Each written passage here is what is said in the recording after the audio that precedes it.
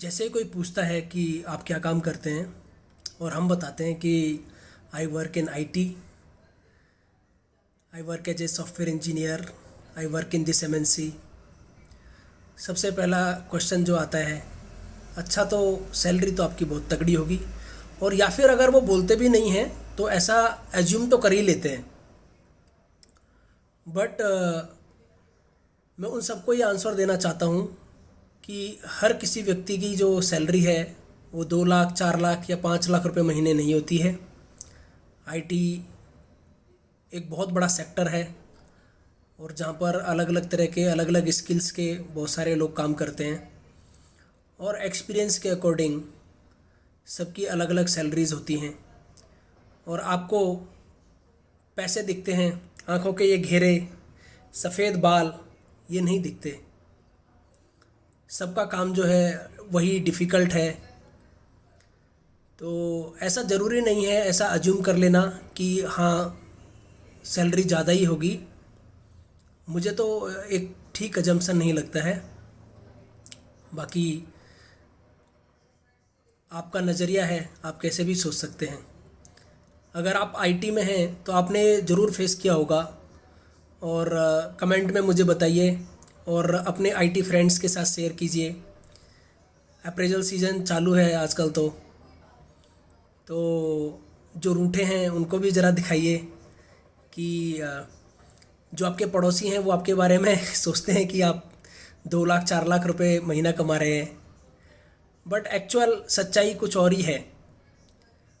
IT में आपका जो पैकेज है, जो सीटीसी है, कई बार आप किसी से पूछेंगे तो आपको वो बताएगा 32 लाख, 25 लाख, लेकिन काट के जब वो उसके इन हैंड सैलरी आती है वो 1-1.5 लाख रुपये आ रही है। तो वो सीटीसी किस तरह से बनती है, हर कंपनी का एक अलग स्ट्रक्चर है। उसमें बहुत सारी चीज़ें ऐसी होती हैं कि ये हम आपको दे रहे हैं बट इसके लिए आपको इतना रुकना पड़ेगा। बहुत सारी इसमें टर्म्स एंड कंडीशन होती हैं। तो ये इतना सिंपल नहीं है। और वैसे भी जो भी व्यक्ति कर रहे हैं, आईटी वाले लोगों को लगता है कि जो बिजनेसमैन हैं वो बहुत ज़्यादा पैसे कमाते हैं और जो टीचिंग्स में हैं, बैंकिंग में हैं, उनको ये लगता है कि भाई आईटी वाले तो एसी वाली बिल्डिंग्स में बैठते हैं और इनकी सैलरी बहुत अच्छी होती है। और एक मज़दूर है, उसे लग रहा है कि उसके अलावा जितने भी बाकी लोग हैं उन सबकी सैलरी उससे ज़्यादा है। बट जिसकी सैलरी जितनी ज़्यादा, उससे उतना ही कस के काम कराया जाता है। किसी का काम दिखता है और किसी का नहीं दिखता है। आईटी में सारा काम जो है ब्रेन का है। और आजकल काफ़ी टेक्नोलॉजी ने मतलब प्रोग्रेस कर ली है, बट एक्चुअल में अभी भी आप देखेंगे तो किसी के ब्रेन पे कितना प्रेशर है ये यूजुअली आप देख के नहीं बता सकते। बट अगर कोई आपको काम करता दिखाई देगा, कोई आदमी भाग दौड़ कर रहा है और या फिर वज़न उठा रहा है या फिर उसको घर से बाहर रहना पड़ रहा है, तो उसमें उसका स्ट्रगल एक अलग तरह का है और उसको नकारा नहीं जा सकता। तो मुझे तो लगता है कि सबकी अपनी जॉब है, सबके अपने अलग अलग स्ट्रगल हैं और किसी को भी फ्री में पैसे नहीं मिल रहे हैं। और हाँ, किसी जॉब में आपको भी कई बार ऐसा फील हुआ होगा कि आप किसी से ज़्यादा काम करते हैं अपनी ही कंपनी में, अपने ही प्रोजेक्ट में, बट आपको जो आपके बाजू में दूसरा एम्प्लॉय काम कर रहा है उससे कम सैलरी मिलती है। तो ये बहुत ही अलग अलग तरह के इसमें मतलब पैरामीटर्स हैं, या फिर कह लीजिए कि बहुत ही वैरायटी है इस कल्चर में। और इसमें हम कहीं ना कहीं अपने हिसाब से काम करते हैं, अपने हिसाब से देखते हैं। कई बार आपको ज़्यादा सैलरी मिल रही होती है किसी दूसरे इंसान से, तो बट स्ट्रगल जो है सबका अपना है।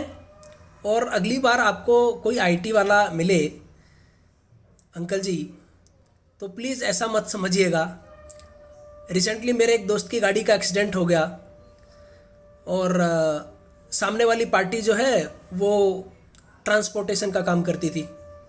तो वो डायरेक्ट जब ओनर आए तो उन्होंने सीधा बोलना शुरू किया कि भाई आप लोग तो 2 लाख रुपए कमाने वाले लोग हैं, आप 20-30 हज़ार रुपये लगा लेंगे तो क्या फ़र्क पड़ जाएगा।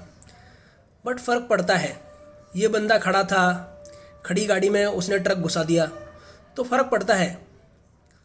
तो 30,000 40,000 कितने रुपए का भी नुकसान हो, नुकसान तो नुकसान ही होता है। और जैसा कि मैंने बोला, हर कोई आईटी में काम करने वाला बंदा 1 लाख 2 लाख 4 लाख 5 लाख रुपए नहीं कमा रहा है। हमारी शुरुआत बहुत कम से होती है और धीरे धीरे सब अपने हिसाब से प्रोग्रेस करते हैं करियर में। बहुत लोग करियर ही बदल लेते हैं, बहुत लोग ठीक ठाक पैसा कमाने लगते हैं। बट उतनी ही जिम्मेदारियां रहती हैं। आँखों के जो ये घेरे हैं, ये आपको दिख रहे हैं, तो ये घेरे जो हैं वो इसलिए आते हैं कि जब हमारा कोई प्रोडक्शन में इशू फट जाता है तो हमको बैठना पड़ता है, और जब तक वो इशू सॉल्व नहीं होगा तब तक वो बैठना पड़ता है, क्योंकि हमारा नेचर ही ऐसा है वर्क का। किसी बैंक के लिए सॉफ्टवेयर लिख रहे हैं, अब कोई उसमें बग आ गया तो काफ़ी नुकसान हो जाता है बिजनेस का। तो सबके अपने चैलेंजेस हैं, सबकी अपनी परिस्थिति है।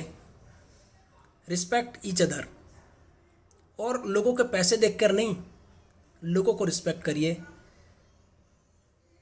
हो सकता है मैं आपसे छोटा हूँ और हो सकता है मैं आपसे बड़ा हूँ, बट जो बड़े हैं उनको ये रिक्वेस्ट करूँगा, और जो छोटे हैं उनके लिए सीख है कि respect people according to their nature, their behaviour with you, not because of their money. जो पैसे जितने भी जो लोग कमा रहे हैं वो उनके अपने हैं, वो आपके साथ शेयर नहीं करेंगे। और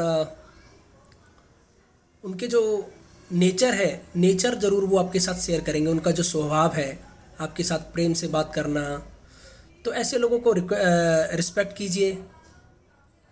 और इस वीडियो में कोई भी बात अगर लगी हो आपको तो प्लीज़ उसे छोड़ दीजिएगा। बाकी पसंद आया होगा तो कमेंट करिए और मेरे चैनल को सब्सक्राइब कर लीजिए। कभी कभी मैं आपके साथ अपने विचार जो है साझा करूँगा। कभी घूमने जाऊँगा तो आपको दिखाऊँगा कहाँ घूमने जाता हूँ। और I also work in IT। अब अपनी सैलरी मैं आपके साथ यहाँ पे शेयर नहीं करूँगा, because respect me because of me, for me, not for my salary, not for what I do. If I am good to you, respect me. If someone is good to you, respect him, her.